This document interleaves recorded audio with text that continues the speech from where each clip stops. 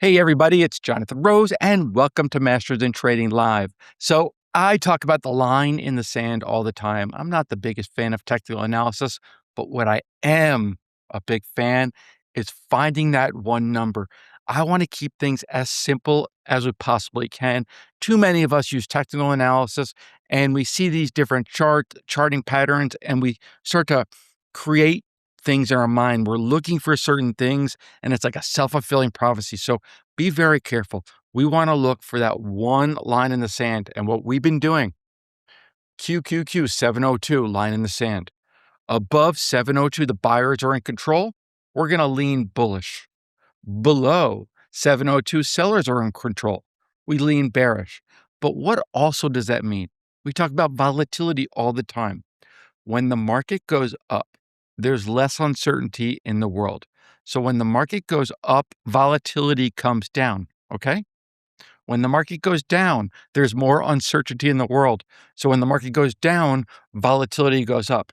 So the line in the sand, it not only helps you with bullish and bearish for outright direction, but what it also does is it helps you be bullish volatility or bearish volatility, because above the line in the sand, 702, we are bullish on the QQQs on the overall market, but we're bearish on volatility. Volatility should come out of the market just like it's doing today. So the market tested 702. Monday, it dropped down below. I made a video yesterday. We were trading at about 699. But then today, we got above. The low today was right at our line in the sand, guys. That is extremely, extremely bullish. Those in the Discord community, that's an easy trade for you guys.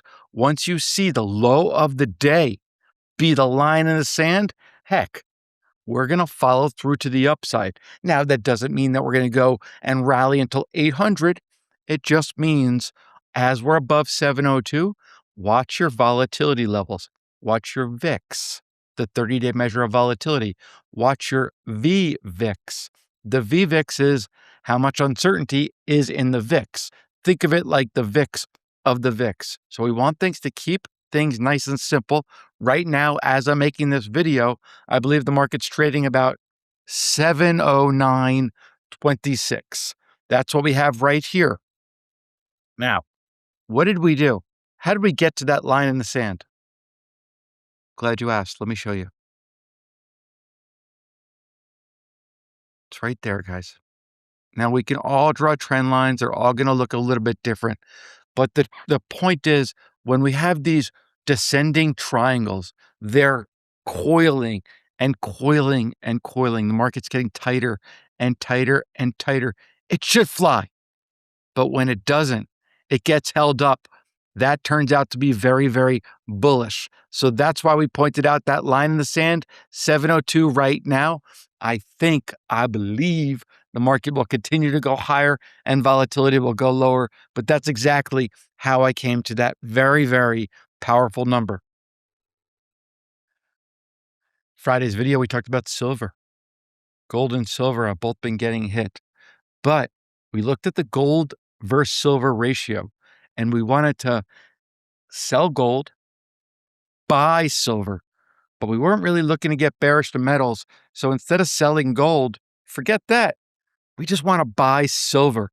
And we wanted to do that by doing PAAS, PAAS. Yesterday, Roger posted, I just bought to open PAAS, October 50 calls at 210. I'm going to look into a vertical spread if PAAS goes up. So what does that mean? So 50 calls right here. 250 bid at 280. Roger's trade. Roger, let's say he bought 10. If you bought 10, that's $2,100 of risk. Okay? Roger can never lose more than this amount. Right now, it's about $26.50 mid-market. He's up about $500, but that's not what we want to do right now. Patience. Let this breathe. If we go back to this chart, PAAS is volatile, right? Geez. Beginning of the year, we got right up to 70. tried it again, failed, tried it again, failed, but 70, 40, yeah, that's quite a big hit for any company to take. So can PAAS rally back up to its 200 period moving average? Heck, yes, it can. Look how volatile this thing is. So think about this.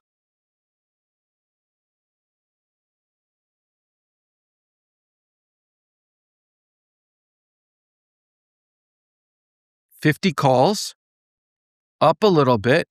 Now, what does that mean to roll it into a vertical spread? Here's what it means. Let's say Roger decides to sell the 60s, and he does that, and he sells the 60s, and he does that for $1, and he sells $1,000 credit. Now, Roger is long PAAS from 50, short PAAS from 60. Now, think about that. If you're long PAAS from 50 and you're short it from 60, how much can you make on that trade? You can make the difference between the two strikes, 10,000 in this case, minus 1,100, because that's how much risk Roger has left on, right? So we can make 8,900 if PAAS trades over 60 or at 60 within 87 days. The cool thing about this trade, what I really want you to see, is that if Roger elects to do this, he's given himself an 8-to-1 risk versus that reward. That's why we trade like that. And that's why Roger, following JR's recommendation into PAAS, is proving to be so darn effective. So, Roger, great trade. Glad you followed, but you also gave me a lovely example to share with the group. Let's talk about where we're seeing activity. I take this directly from our advanced notice tool. Where are we seeing call flow? We're seeing call flow in Bloom Energy, TerraWolf, Celis Life Sciences, AXT, MDB, and Advanced Auto Parts. Now, the biggest one, BE, the monster, 141.5 calls in one day. Another big one, SLS. We're going to come back to that. This here is our Chaikin money flow. Mark Chaikin came up with the money flow, and we used the money flow to assist in finding unusual option activity. So BE had a whole bunch of premium traded, but BE has very bearish money flow. SLS, 37.9 million traded, but according to Chaikin money flow, very, very bullish. That's how we use that. Let's go to the next slide. Where are the put buyers showing up? Well, what do we see here again? BE, 82 million in put flow. Man, they are churning this BE. There's a lot of premium being traded. What else? ASTS, a name we have a position in. Nike, Wolfspeed, IonQ, very, very bearish on the Chaikin money flow. And then SLS, very bullish according to Chaikin money flow. But guys, do you notice anything? BE and SLS are on both lists, calls and puts. I don't want you to think about that as confusion. That could be a clue. Here's something, and there was a question in our Discord about synthetics. This is something that's commonly misunderstood, mostly on CNBC, because CNBC will see call buyers and see huge call buyers that say, bullish, the stock's going higher. Or they might see huge put buyers and say, that's bearish, that stock's going to go lower. Well, let me teach you about synthetics.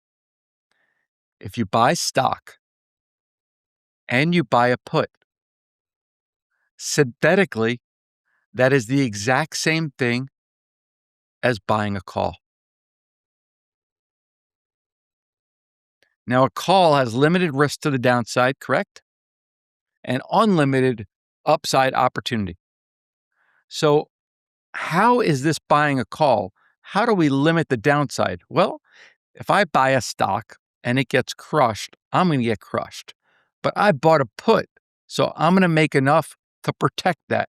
So my downside is covered because if I am long a put and long a stock, my downside is only the premium that I paid. But it's just like a call because if I buy a put and it goes against me and the stock rallies, I could only lose what I invest. But if I bought the stock as well, it gives me that unlimited upside. And that, ladies and gents, is exactly why buying a stock, buying a put is the same as buying a call. You can flip it around. You buy a call, you sell the stock. That equals buying a put. You could do that out on paper. It's the exact same demonstration. Here's the name SLS. SLS has been on bullish call flow and bearish call flow.